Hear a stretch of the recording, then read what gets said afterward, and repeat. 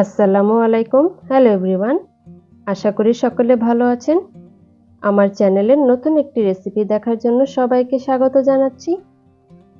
আজকে আমি তৈরি করে দেখাবো শোল মাছ দিয়ে নতুন আলু ও টমেটো দিয়ে ঝোল। এটি আমার মায়ের হাতের একটি স্পেশাল রান্না, যা আমার খুবই প্রিয়। শীতকালে বাংলাদেশে প্রচুর পরিমাণে শাকসবজি পাওয়া যায়, সাথে পাওয়া যায় নতুন আলু, যার স্বাদ অতুলনীয়। এছাড়া এই শীতে শোল মাছ দিয়ে টমেটো আলু দিয়ে রান্না করে খেলে খুবই ভালো লাগে। আজকে আমি আমার মায়ের হাতে স্পেশাল শোল মাছের রান্নাটা দেখাবো। আশা করি নতুন রাঁধুনি যারা আছেন তারাও এই রেসিপি ফলো করে খুব সহজে সেরা স্বাদে শোল মাছ রান্না করতে পারবেন।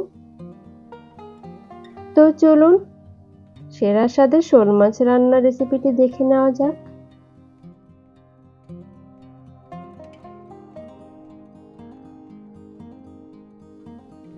এখানে আমি প্রায় 2টি শোল মাছ নিয়ে নিয়েছি।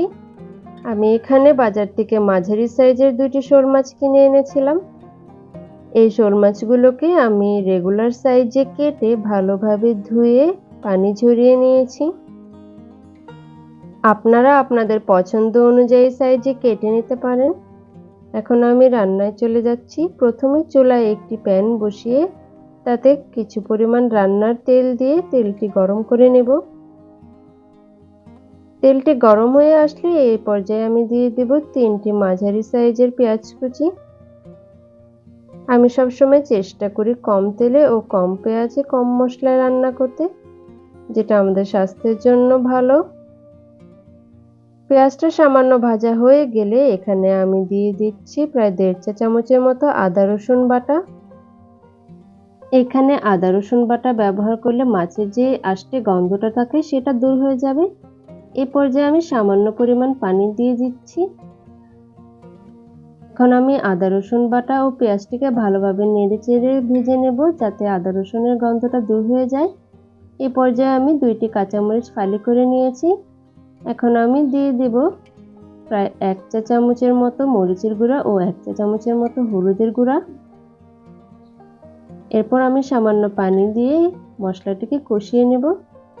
এখানে আমি প্রায় 1.5 চা চামচের মতো লবণ ব্যবহার করেছি। আপনারা আপনাদের স্বাদ অনুযায়ী লবণের পরিমাণটা কমিয়ে বাড়িয়ে নিতে পারেন।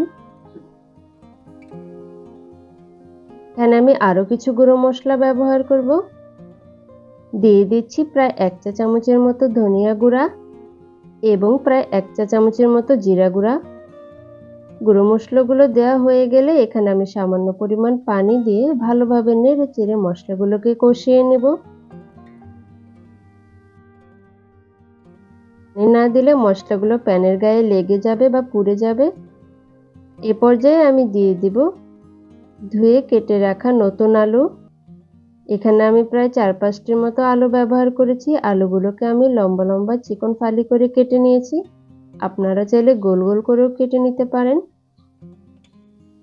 আলুগুলোকে দিয়ে আমি মশলার সাথে ভালোভাবে মিশিয়ে নেব। পর্যায়ে আমি আলু ও মশলার মিশ্রণের মাঝে সামান্য পরিমাণ পানি ঢেলে নেব, যাতে আলুগুলো সেদ্ধ হয়ে যায়। এখানে আমি প্রায় 3 কাপের মতো পানি দিয়ে দিয়েছি। এরপর আমি একটি ঢাকনার সাহায্যে ঢেকে আলুটাকে সেদ্ধ হতে দেব। প্রায় 5 থেকে 7 মিনিট আলুটা সেদ্ধ হয়ে যাবার পর আমি ঢাকনা খুলে আলুটাকে নেড়েচেড়ে নিচ্ছি। এই 5-7 মিনিটের মাঝে আমি মাঝে মাঝে ঢাকনা খুলে আলুগুলোকে নেড়েচেড়ে দিয়েছি। দেখতেই পাচ্ছেন আমার মশলাগুলো কষানো হয়ে গিয়েছে এবং তেল উপরে উঠে এসেছে। এ পর্যায়ে আমি আরো একটু পানি দিয়ে আলুগুলোকে নেড়েচেড়ে নিলাম। রান্না করার ক্ষেত্রে যতটা সময় নিয়ে মশলা কষানো যায়, রান্নার স্বাদও ততটা ভালো হয়। এ পর্যায়ে আমি ধুয়ে রাখা শোল মাছের টুকরোগুলোকে আলু ও মশলার মিশ্রণে ঢেলে দেব। এরপর আমি মাছগুলোকে ভালোভাবে মশলার সাথে মাখিয়ে নেব। এভাবে ভালোভাবে নেড়ে চেড়ে দিতে হবে, যাতে মশলাগুলো সমস্ত মাছের গায়ে লেগে যায়। চেষ্টা করবেন ভালোভাবে কষানো মশলার সাথে নেড়ে চেড়ে দিতে, যাতে সব অংশে মশলার পরিমাণ সমানভাবে থাকে।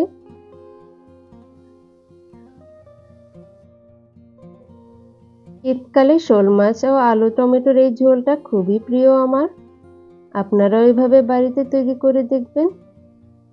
এ পর্যায়ে নাড়াচাড়া হয়ে গেলে এখন আমি একটি ঢাকনা দিয়ে ঢেকে দেব, যাতে রান্নাটা হয়। এ পর্যায়ে 4-5 মিনিট রান্না করার পর আমি ঢাকনা তুলে তরকারিটি একটু নেড়ে দেব।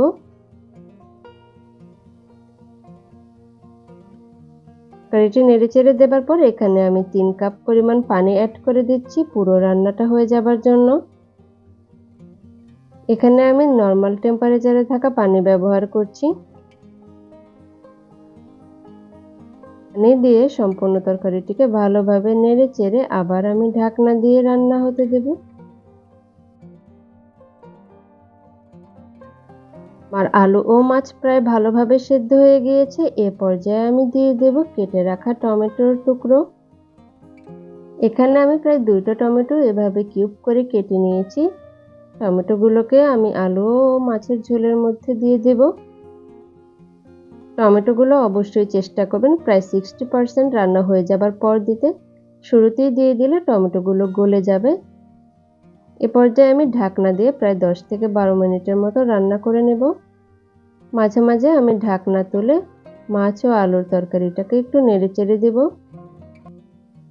এখানে আপনারা যে পরিমাণের ঝোল রাখতে চান সেই অনুযায়ী পানির পরিমাণটা কমিয়ে বাড়িয়ে দিতে পারেন।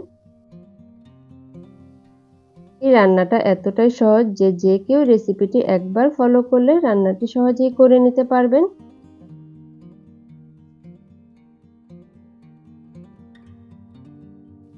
এখানে আমি চুলার আঁচ মিডিয়ামে রেখে প্রায় 10 থেকে 12 মিনিটের মতো মাছটাকে রান্না করে নেব। তবে মাঝে মাঝে ঢাকনা তুলে মাছের তরকারিটি নেড়েচেড়ে দেব। আমার রান্নাটি প্রায় হয়ে গিয়েছে। এই পর্যায়ে আমি কিছু ধনেপাতা কুচি ছড়িয়ে দেব। ধনেপাতা দিলে আলাদা একটি ফ্লেভার আসে, আর শীতের এই শোল মাছের রান্নায় ধনেপাতা না হলে তো চলেই না। আমার রান্নাটি প্রায় হয়ে গিয়েছে, এখন আমি নামিয়ে নিচ্ছি। দেখতেই পাচ্ছেন কতটা সুন্দর হয়েছে আজকের এই রেসিপিটি। এইভাবে শোল মাছ রান্না করলে এক টুকরো মাছ দিয়ে 1 প্লেট ভাত অনায়াসে খেয়ে ফেলা যায়।